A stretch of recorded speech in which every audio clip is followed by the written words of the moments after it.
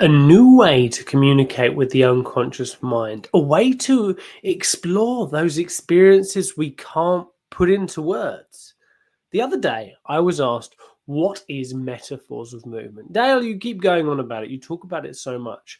So, in this video, I want to talk about what actually is metaphors of movement, why it's interesting, why it's useful, also the applications you can use if you're a coach, therapist, and change worker, so you can get a deeper understanding of yourself and your clients. So, what is metaphors of movement? So, metaphors of movement is a coaching modality that works within mental space. And it works specifically with what's known as autogenic metaphor. Now, autogenic metaphor is metaphor that is elicited from the individual, from the person you're taking the metaphor from. So it's not like I'm telling a story or talking about an analogy or telling about something that happened in my life. I'm literally getting the metaphorical structure from the individual. Now, working within mental space psychology is working within a proprioceptive space. If you want, you can follow Lucas Dirks on mental space psychology. He does great work within Social Panorama. You've also got things like clean language, which work to explore our mental space. Now, the difference is metaphors of movement works within our language and the metaphorical space we create for ourselves. For example, we might say, I'm hitting my head up against a brick wall. Okay. That's a metaphorical and idiomatic expression. So we can use something like that. Clients might say, it's like I'm carrying the weight of the world on my shoulders. We can use something like that. Some people might say it's like Groundhog Day. It's like I'm going round and round in circles and I just can't get off it. Things like this, these sort of metaphorical communications are the source and the starting point for the exploration within metaphors of movement. And what metaphors of movement does is it allows us to understand what's going on with us at a deep unconscious level. So things like I'm hitting my head against a brick wall, I feel stuck, I can't move forward. These sort of expressions, these metaphorical phrases and idiomatic expressions come directly from the non-dominant part of our brain, essentially the subconscious part, the part that controls our senses, our feelings, our heart rate, those things that just sort of get processed. And the unconscious by its nature takes in a lot more information. As humans, we can take in 7 plus or minus 2 bits of information logically. Like you can look at me, you can listen to my voice, you can see the shelves behind. But once it gets past 7 plus or minus 2, we start to lose focus. We don't really get to capture it all. But the unconscious captures all of that information, or a vast majority of that information. It can be explained as like when you're walking down the street and you get a gut feeling that you need to cross over because you haven't necessarily fully noticed the person that looks a bit weird, strange, or you feel uncomfortable with, but your unconscious has picked it up through your senses. So what metaphors of movement does is it takes the structure of our experience purely from our unconscious map. So I'm hitting my head against a wall, so that means there's a wall in front of me. I'm making steps forward. And in metaphors of movement, we'll explore more of that environment. So we'll get a space of where that person is unconsciously. So all of this is outside of conscious awareness. And then what we're doing is we're communicating unconscious experience and bringing it to conscious awareness.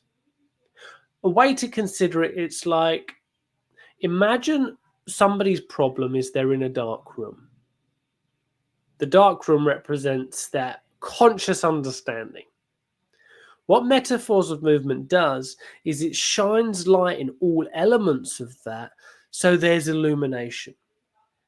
Because how can we change as individuals if we don't know where we're at, we don't know how stuff's working, where stuff's going on, if we don't have a baseline concept of where we're at? If we don't know where we are, we can't possibly go anywhere. So metaphors of movement works to give us clear understanding and helps to bring together neurologically as well the two sides of our hemisphere, our conscious and unconscious, which gives us a more whole perspective of things. Now, with that, it also starts to get us to take steps. So, what it's not, metaphors of movement is not a solution-focused therapy. It's not. I'm not going to give you a certain way of feeling. I'm not going to make you feel super pumped up, because sometimes we can pump ourselves up, which can have a good place. But if we're like super pumped, when we go into the real world, stuff doesn't necessarily always pan out. We don't keep that. What metaphors of movement does is it works on the stuck structures within our experience. And it works to almost shake up those structures, move those structures, fractionate those structures, so that the problem that used to be the problem isn't necessarily the problem anymore.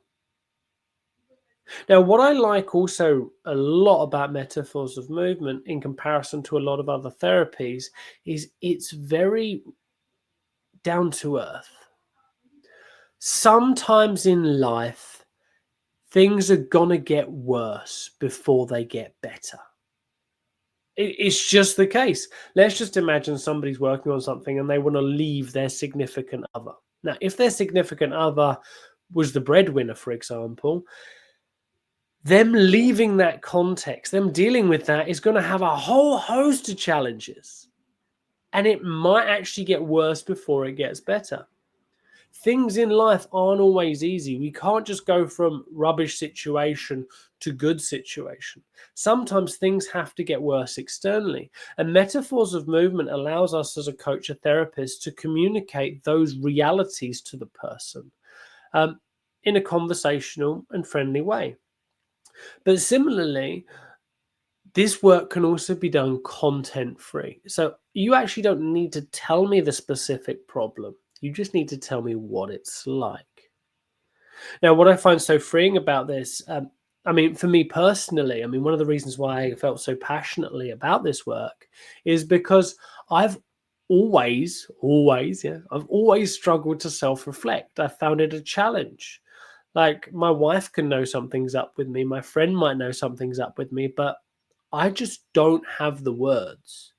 A lot of men, by the way, struggle to find the words. I was working with a woman not so long ago, and she's like, "So are you saying that when I say to my husband what's wrong, and he says I don't know, he actually doesn't know?"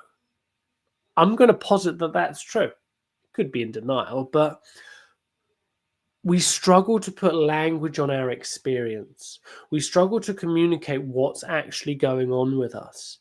And metaphors of movement can serve as a really powerful tool for one, client self-development, because it allows them to put words and generate understanding of their current situation they're going in.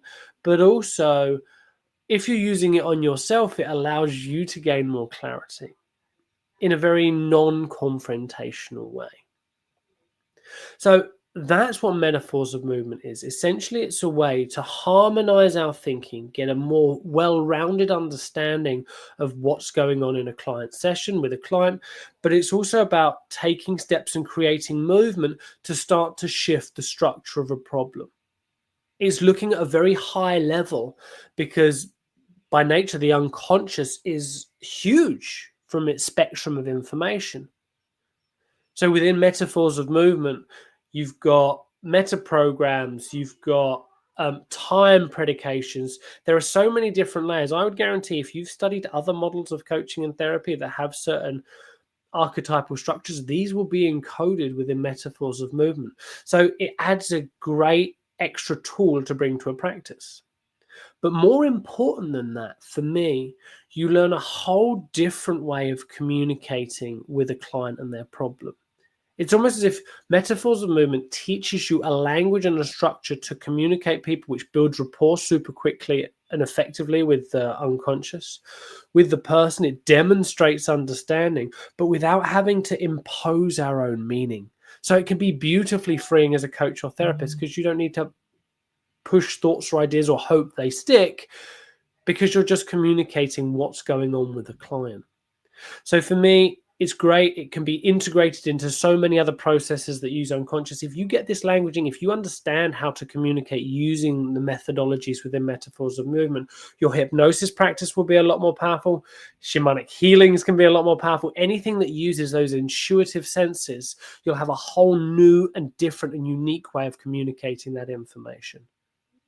So, what is metaphors of movement? Just that. If you found this interesting, if you found this insightful, if you're a coach and therapist and you want to learn more, or if you want to learn more for yourself, click on the link below. There will be a link to learn more, to train yourself on this so you can become wholer, more complete. Not that you're not already, but get a really deep understanding of how you are and get yourself out of those stuck situations. But it's also a great tool with clients. So that's your daily dose with Dale. Have fun, and as always, keep on taking steps.